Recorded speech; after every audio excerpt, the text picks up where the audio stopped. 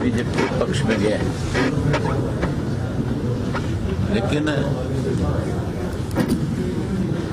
इसमें दो तीन बातें बड़ी महत्वपूर्ण है। हम उसके ऊपर अपना आकलन भी कर रहे हैं। हमने अपने साथियों की, हमारे पार्टी के कार्यकर्ताओं की, पदाधिकारियों की, जिनकी वहां ड्यूटियां थी, उनकी सबकी जिम्मेवारी भी लगाई है कि वो सब हम उन बूथों पे जिन पे ड्यूटियां थी उनकी बूथ वाइज, या जिनको जोन का इंचार्ज बना रखा था, जिन्होंने आगे अपने जिले के कार्यकर्ताओं को जिम्मेवारियां सौंप रखी थी, पदाधिकारियों की सौंप रखी थी, उन सबके जिम्मे हम एक जिम्मेवारी लगा रहे हैं कि वो इस बात का आकलन करके आए, पता करके आए कि ये वोट कम आने का कारण क्या रहा है। एक चीज बड़ी सोचने वाली है, कोई भी व्यक्ति वहां पे जो था, चाहे कोई पत्रकार था, चाहे कोई किसी भी पार्टी का कार्यकर्ता था,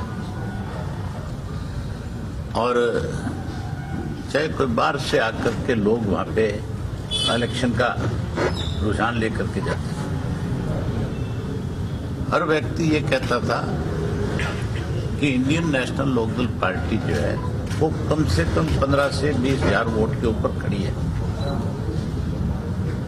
और मैं स्वयं भी एक एक गांव में गया, एक एक वार्ड में गया, और उसके इलावा हमने वार्ड वाइज सब साथियों की ड्यूटियां लगा रखी थी, बूथ वाइज ड्यूटियां लगा रखी थी। सबका अपना अपना आकलन था कि हमारे यहाँ पे कम से कम, मतलब ज्यादा, हमने ये नहीं कहा कि कोई किसी बूथ के ऊपर भी किसी ने बताया कि 300 वोट आ रहे हैं, तो भी हमने उसको 300 की जगह 250 और 200 से लिखा कि हो सकता है किसी कारण से, सरकार के दबाव से, कोई हॉर्स ट्रेडिंग की वजह से, किसी और छोटे मोटे रीजन की रिश्तेदारी के दबाव की वजह से कोई 2 वोट हमारा कम हो सकता है, हम कहीं से 2 वोट ज्यादा ले सकते हैं। लेकिन एक तलोडा गांव है जो बिल्कुल उस गांव के साथ लगता है, लोचो के, और उस तलोडा गांव में मैं स्वयं जो है 7 से 8 व्यक्तियों को पर्सनली जानता हूं, जो हमारी पार्टी के मजबूत साथी हैं और जिन्होंने हमारे सारे कार्यक्रम वहां पे कराए। मैंने उस गांव में कम से कम भी 12 से 16 जगह पे अलग अलग घरों में जाकर के लोगों के, जैसे जाते हैं तो कोई कहता है मेरी चाय पी के जाओगे, कोई कहता है मेरा दूध पी के जाओगे, वो जो उन लोगों के घरों में गया था मैं, जो कोई ये नहीं था कि कोई किसी ने दूसरे का झंडा लगा रखा था, कोई हमारे साथ शिफ्ट कर रहा था, मैं उन घरों में गया था जो हमारे हमेशा से पक्के साथी थे, जो हमारा मतदाता भी था, जो कर्मठ कार्यकर्ता भी था। मैंने जब रिजल्ट सीट मंगवाई सारी और उसको जब देखा तो मुझे बहुत हैरानी हुई इस चीज को देख करके। वोट कम आने की बात अलग है, लेकिन ये नहीं हो सकता कि इंडियन नेशनल लोकदल पार्टी का वोट 0 में तब्दील हो जाए। जिस गांव में हमारा कार्यकर्ता बैठा था, लोकल कार्यकर्ता हमारा मजबूती के साथ बूथ के ऊपर खड़ा था, जिसने शाम तक ड्यूटी दी है, तो कम से कम मैं ये मान के चलता हूं कि और तो मतदाताओं का मन बदल गया होगा, लेकिन जो हमारा एजेंट है, जो वहां ला करके वोट को डलवाने का काम कर रहे हैं, वो नहीं बदल सकता कभी भी। एक मतलोडा ऐसा गांव नहीं, उसके इलावा 60 बूथ ऐसे हैं जिन पे 1 और 2 और 0 के 5 जगह पे। तो हम इस चीज के लिए दोबारा से सब साथियों को भेज रहे हैं, और वहां का जो मतदाता है, उस मतदाता से बाकायदा तौर पे एक शपथ पत्र लेंगे और लेकर के फिर चंडीगढ़ में एक प्रेस कॉन्फ्रेंस करेंगे, वहां उन सबको इनवाइट करेंगे, वहां पत्रकारों के सामने भी सारी बात रखेंगे। ये गेम जो है अलग तरह की है। इलेक्शन में खर्च तो कर सकता है आदमी ज्यादा से ज्यादा 28 लाख रुपए, 25 या 28 लाख रुपए इलेक्शन कमीशन की तरफ से। आज भी आप जिंद में जाकर के पता करो इस बात का, आम आदमी ये बात कहता है, सुरजेवाला ने 50 करोड़ रुपया खर्च किया है। आम आदमी सरकार के ऊपर ही सीधा सीधा ये आरोप लगाती है और कहती है कि सरकार ने मतलब सरपंचों को बुला बुला करके पैसे दिए, हमें नहीं पता, पंचों को बुला बुला करके दिया कि हमें नहीं पता, तुम्हारे यहाँ से हम जीतने चाहिए। उन्होंने भी खुली, जहाँ दारू पकड़ी गई उनकी, वहीं उन्होंने खुले रूप से पैसे बांटे। जिनके पैसे पकड़े गए उन लोगों के खिलाफ कोई एक्शन नहीं। इसी तरह ये जेजेपी जो थी, इसके बारे में भी एक आम चर्चा है वहां पे कि इन्होंने भी खुले रूप से पैसा बांटा है वहां। इस चीज की हम 100% इंक्वायरी की इलेक्शन कमीशन से मांग करेंगे कि भाई आप ये पता लगाओ कि किस तरह से लोगों ने पैसे को पानी की तरह बहा करके वहां पे मतदाता को, जो जिसको आप ये कहते हो कि वो अपना वोट का डाल करके वो लोकतंत्र की मजबूती के लिए काम करता है, कैसे उसको इन्होंने बरगलाया है। इन सब बातों की जहां हम इंक्वायरी की डिमांड करेंगे, वहां मैं ये नहीं कहता कि कोई हम इस बात से कहीं कोई कमजोर हुए कि हमें वोट क्यों नहीं मिला, कैसे नहीं मिला। हमारा कार्यकर्ता आज भी ज्यों का त्यों मजबूत है और हम 100% जब लोकसभा का चुनाव आएंगे तो आज का जो नतीजा है, इस नतीजे को हम तब्दील करने का काम करेंगे। नए सिरे से हम अपनी पार्टी में साथियों को बुला करके जल्दी हमारी प्रदेश कार्यकारिणी की मीटिंग बुला करके दोबारा से इन सब चीजों का आकलन करेंगे और फिर उसी स्थिति में आकर के खड़े होंगे जहां से हम पहले थे। ये मान के चलो कि ये जो चुनाव है, जींद का उपचुनाव जो है, इस उपचुनाव में कहा तो ये जा रहा था कि ये सेमीफाइनल होगा, लेकिन जिस ढंग से इस चुनाव को लड़ा है और जिस ढंग से मतदाताओं को प्रभावित किया गया, जिस ढंग से मतदाता का मान के चलो कि उसका वोट लेने का जो तरीका था, अगर उसकी इंक्वायरी हो तो फिर 100% ऐसे लोगों को हमेशा हमेशा के लिए बैन कर देना चाहिए। ऐसी पार्टियों पर बैन लगा देना चाहिए जो केवल पैसे के बलबूते के ऊपर अपनी ताकत बढ़ाना चाहते हैं। हम इसके लिए जल्दी, जो मैंने आपसे बताया कि 5 तारीख तक सारी जानकारी हम ले लेंगे और उसके बाद 5 के बाद चंडीगढ़ में शपथ पत्र भी आपके माध्यम से दिखाएंगे और वहीं से हम इलेक्शन कमीशन को भेजेंगे भी, और उसके साथ साथ उन लोगों को भी रूबरू करेंगे जिनका अपना वोट जो डाल करके आए हैं और जिनका वोट उन मशीनों में नजर नहीं आया। इसका मतलब जो ईवीएम के ऊपर उंगली उठाई जाती है वो फिर गलत नहीं है। इसको भी इस तरीके से मैनिपुलेशन की गई है कि भी हमें बिल्कुल ही निचली पंक्ति में ला करके खड़ा कर दे, क्योंकि हम ही लोग इस सरकार के लिए कहीं खतरा था और कहीं आम लोगों की जुबान पे एक चर्चा थी, तो वो यही थी कि इंडियन नेशनल लोकदल पार्टी और बहुजन समाज पार्टी, दोनों पार्टियां ऐसी है जो आने वाले समय में भाजपा को सत्ता से बाहर करेगी और कांग्रेस को सत्ता के नजदीक नहीं पकड़ने देगी। इसलिए ये सारी गेम मैनिपुलेशन के साथ की गई है। इस मैनिपुलेशन का भांडा फूटे, जल्दी पता लोगों के लगे, इसके लिए हमने अपने साथियों की जिम्मेवारी लगाई। इसमें चौटाला साहब, जिस तरह से आपने भी इशारा किया कांग्रेस भी लगातार ईवीएम की तरफ इशारा कर रही है। चुनाव आयोग मानने के लिए तैयार नहीं है। वो कहता है बैलेट पेपर से हार के चुनाव नहीं कराएंगे क्योंकि ईवीएम मैनिपुलेट नहीं हो सकती। ये तो इलेक्शन कमीशन का फैसला है, वो क्या कराए, लेकिन ये मान के चलो कि जिस किस्म से ईवीएम को लेकर के रोज उंगली उठती है, तो चुनाव कमीशन को इस पर सोचना पड़ेगा। जब हम इलेक्शन कमीशन के सामने शपथ पत्र देंगे इस चीज का कि भी इस गांव के अंदर हमारे इतने मतदाता हैं, इतने हमारे वोटर हैं जिनका ये शपथ पत्र है, जो वोट डाल करके हैं, जिनके सिम निशान लगे हुए हैं, तो फिर उसको सोचना पड़ेगा कि कहीं ना कहीं इस मामले में गड़बड़ जरूर है। आप ये देखो, पहले ये टोटल काम जो है आपका एक गवर्नमेंट की एजेंसी थी, बीएचईएल, क्या है वो कंपनी है, बीएचईएल, उसके पास इसकी मेंटेनेंस थी सारी की सारी। अगर कोई खराब होती थी तो उसको ठीक वो करते थे, कोई और उसकी सर्विस थी तो वो करते थे। उससे लेकर के बीजेपी की गवर्नमेंट बनने के बाद ये एक प्राइवेट कंपनी को, गुजरात की को दे दिया, और जो गुजरात की कंपनी है उसका मालिक जो है वो सीधा सीधा आरएसएस के साथ जुड़ा हुआ है। तो उससे इस बात पे आशंका ज्यादा जाहिर की जाती है कि ईवीएम की ही वजह से ये मैनिपुलेशन होती है। कोई भी आप मान के चलो, आप अपने पे सोच के देखो एक मिनट के, आप में से कोई साथी ये कह सकता है कि हमारा आधार जो है 0 पे आ सकता है, तो एक वोट मतलब हमें किसी एक बूथ पे ना मिले।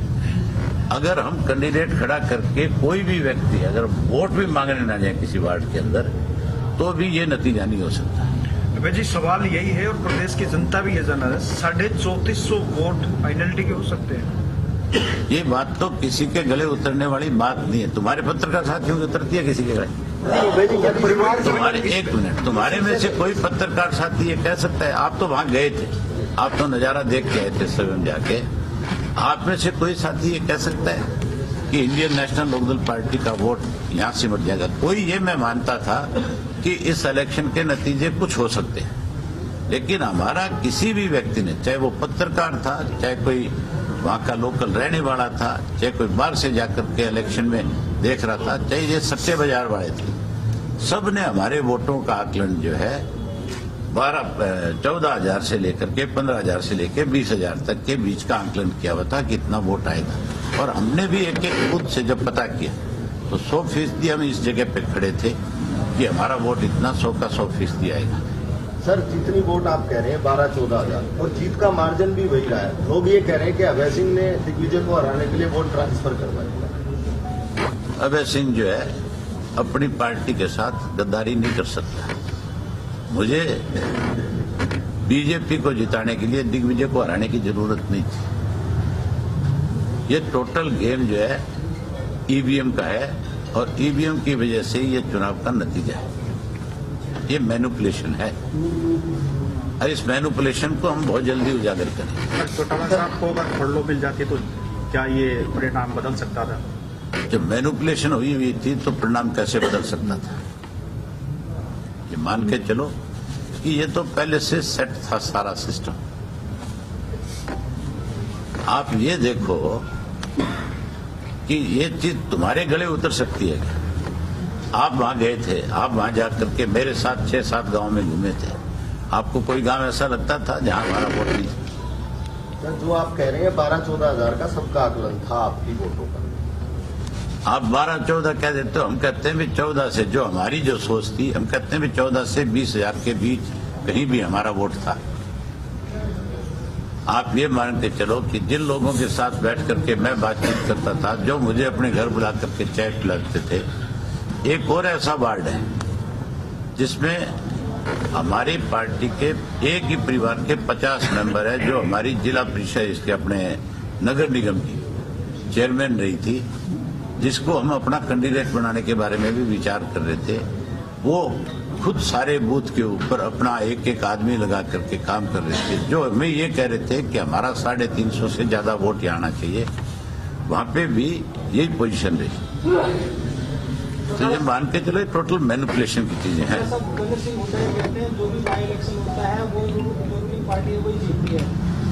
तो रूलिंग पार्टी अगर बाई इलेक्शन जीतती है तो फिर हुड्डा की सरकार को बने 2 महीने हुए थे।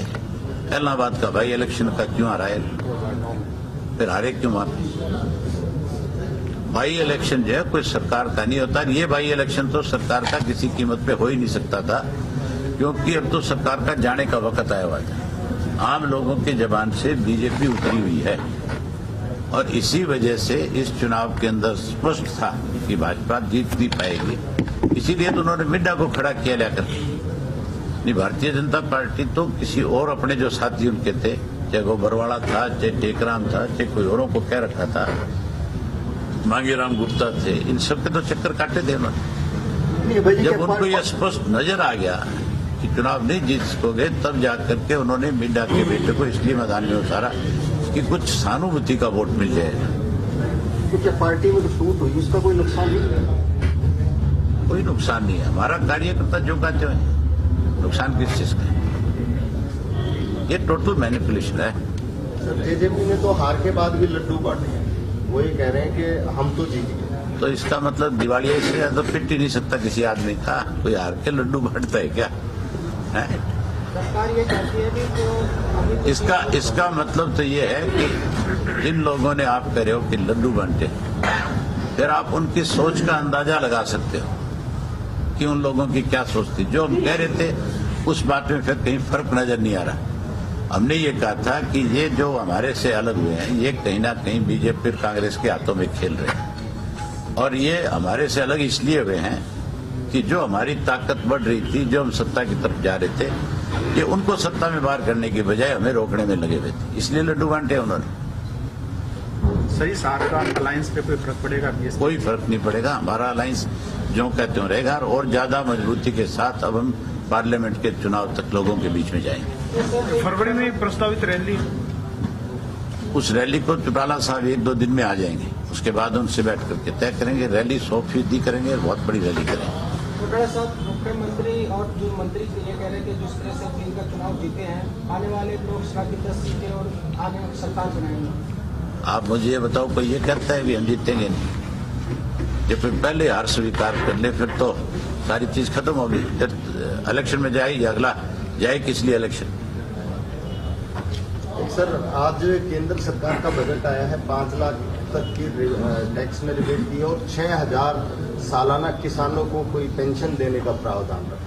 5 एकड़ तक 5 एकड़ तक 5 एकड़ तक। ये सिर्फ किसानों को प्रभावित करने की बात है। अगर सरकार की मंशा ठीक होती तो फिर 100% स्वामीनाथन की रिपोर्ट लागू होती। जो बात उन्होंने कही थी कि हम लागत मूल्य से 50% देंगे, ज्यादा देंगे, वो बात लागू होती। ये तो हमारा प्रॉमिस है लोगों के साथ कि जैसे आपके तेलंगाना के अंदर किसान को 5,000 रुपया पर एकड़ के हिसाब से उसके खाते में सरकार की तरफ से जमा कराया जाता है, इसलिए कि उसकी फसल का लागत मूल्य सरकार देगी। और हमने भी ये तय किया है कि हम भी अपनी सरकार बनने के बाद किसान को उसकी फसल का लागत मूल्य जो है 5,000 रुपया जो है उसको एडवांस में उसके खाते में जमा कराएंगे, ताकि उसको अपनी फसल की बुआई में बिजाई में कोई दिक्कत ना आए। ये बात तो हमने पहले से, तेलंगाना ने सबसे पहले इसकी शुरुआत करी है। उसके बाद अगर इस चीज को किसी ने अनाउंस किया तो वो इंडियन नेशनल लोकदल पार्टी और बहुजन समाज पार्टी ने किया। अब तो हमारी जो बातें कही गई थी उसके ऊपर बहुत से लोगों ने रट्टा लगाया हुआ है। हमने कहा था भी हम किसान का कर्जा माफ करेंगे, हमने 5 लाख रुपए कन्यादान की बात करी, हमने 3,000 रुपया बुढ़ापा पेंशन की बात करी, रोज 100 रुपया देने की बात की, हमने 5 लाख रुपया गरीब की बेटी की शादी के लिए कन्यादान के रूप में देने के लिए कहा, हमने हर घर से एक बच्चे को रोजगार और नौकरी की बात कही, हमने ये भी कहा कि हम 15,000 रुपया बेरोजगारी भत्ता देंगे। आज आप किसी भी राजनीतिक दल से बात करके देख लो, सब लोग जो बात हमने कही है आज उसी को दोहरा रहे हैं। आज वही बातें सबके सब कह रहे हैं, चाहे वो कोई भी पार्टी है। अब तो बीजेपी ने जो बात आपने कही है भी 5,000 रुपया किसान को वो साल का देने की बात करती है। 6,000 कह रहे हैं, 5 एकड़ तक। चलो जितना भी है, लेकिन हम जो 5,000 रुपया देंगे वो एक फसल का देंगे, दूसरी फसल पे फिर किसान को, क्योंकि किसान की जो लागत है वो उसको हर हालत में मिलनी चाहिए। जो ये बजट आया है उसको किस नजरिए से? 70 इकाई का गठन कब तक किया जाएगा? इसी महीने में कर देंगे, जो नेक्स्ट फरवरी का महीना है, इसमें हम अपने स्टूडेंट विंग का जो है वो कर देंगे। हमने अप्लाई कर रखा है हरियाणा स्टूडेंट ऑर्गेनाइजेशन के INLD स्टूडेंट ऑर्गेनाइजेशन के नाम से हमारी एप्लीकेशन ऑलरेडी रजिस्ट्रार के पास गई हुई है। जैसे वहां से वो करके आएगी हम उसके साथ के साथ उसकी घोषणा कर देंगे। सर, पहले तो मुख्यमंत्री कह रहे थे चुनाव समय पे होंगे विधानसभा के, उनको आज उनका बयान आया है कि 3 का परिणाम आने के बाद लोकसभा विधानसभा के चुनाव 7 हो सकते हैं, क्या प्रभाव रहेगा? कराओ, हम तो तैयार बैठे हैं। हमारा कार्यकर्ता बैरक में नहीं जाता, हमारा कार्यकर्ता कभी मायूस नहीं होता, हमारा कार्यकर्ता हमेशा और ज्यादा मजबूती के साथ आगे बढ़ता है और मजबूती के साथ आगे बढ़ के परिणाम बदलने की ताकत रखता है। लोकसभा चुनाव पे कोई असर पड़ेगा जींद चुनाव में? कोई असर नहीं पड़ना। जींद चुनाव का जब मैनिपुलेशन करके चुनाव कराया गया उस चीज का लोगों पे क्या असर होगा? इससे तो बल्कि जो मैनिपुलेशन इन्होंने की है, जब ये सारी चीजें सामने आएगी तो इनकी और ज्यादा बदनामी होगी। सर, बजट को किस नजरिए से देखते हैं, क्योंकि ये इस केंद्र सरकार मैंने पढ़ा नहीं बजट अभी तक क्या है। जैसे 5 लाख रुपए तक की आम लोगों मैं आपको बता रहा हूँ ना कि मैंने बजट अभी तक देखा नहीं ना। जब बजट पेश हो रहा था तो मैं टीवी के सामने बैठा था। ये काम तो इकोनॉमिस्ट लोगों का है जो बजट की परिभाषा को जानते और समझते। हमारे पार्टी के जो इस तरह के ऑफिसर्स हैं जो इन सब चीजों को देखते हैं, वो सारा देख के उसका आकलन करके हमें बताएंगे कि कहाँ बजट में किस किस तरह से सरकार ने लॉलीपॉप दिए हैं, कहाँ अनदेखी करी है, कहाँ उस अनदेखी को बढ़ा करके दिखाने की कोशिश करी है। बजट के कई तरीके हैं, बजट का एक पहलू नहीं है। बजट को आप 0 पे ले जा करके उसको 100 पे ला सकते हैं। कुछ ऐसी उसके अंदर तरीका बनाया हो, जैसे हरियाणा सरकार ने किया। अब उन्होंने क्या किया था कि जब बजट पेश करते हैं तो बजट 2 है। एक तो बजट का पैसा जाता है केवल और केवल पेंशन में और तनख्वाह में। एक पैसा खर्च किया जाता है अलग अलग डिपार्टमेंट के हिसाब से। उसके बाद सप्लीमेंट्री बजट भी आते हैं। लेकिन जो पैसा लगाया जाएगा, जो पेंशन और आपका तनख्वाह का पैसा है, अगर उसको अलग कर दो, पैसा खर्च करने की बात होगी तो 100% सरकार जो है उसमें पकड़ी जाती है कि किस डिपार्टमेंट में कितना % बजट इन्होंने कलेक्ट किया, कितना बढ़ाया, कितना कम किया। अब तक का जितना बजट भी सरकार का है उसमें जो 2-3 डिपार्टमेंट है जिनमें पैसा बढ़ना चाहिए था, हमेशा उन्होंने उसमें कटौती करी। हेल्थ डिपार्टमेंट में और हेल्थ के साथ साथ शिक्षा। ये दोनों डिपार्टमेंट ऐसे हैं जिनमें हर हालत में बजट बढ़ना चाहिए, लेकिन इन्होंने कटौती करी। पर उसको छुपाने का तरीका ये है कि उसमें सारा का सारा पैसा वो भी दिखा देते हैं, इतना % हमारा बढ़ गया, जिसमें तनख्वाह भी दिखा दी और जिसमें पेंशन भी दिखा दी। बजट तो रोहतक में मेरे ख्याल 2-4-5 लोगों के समझ में आता होगा। तो बहुत मुश्किल काम है। आंकड़ेबाजी है, आंकड़ेबाजी है, आंकड़ों का जोड़ तोड़ है सर। धन्यवाद आपका।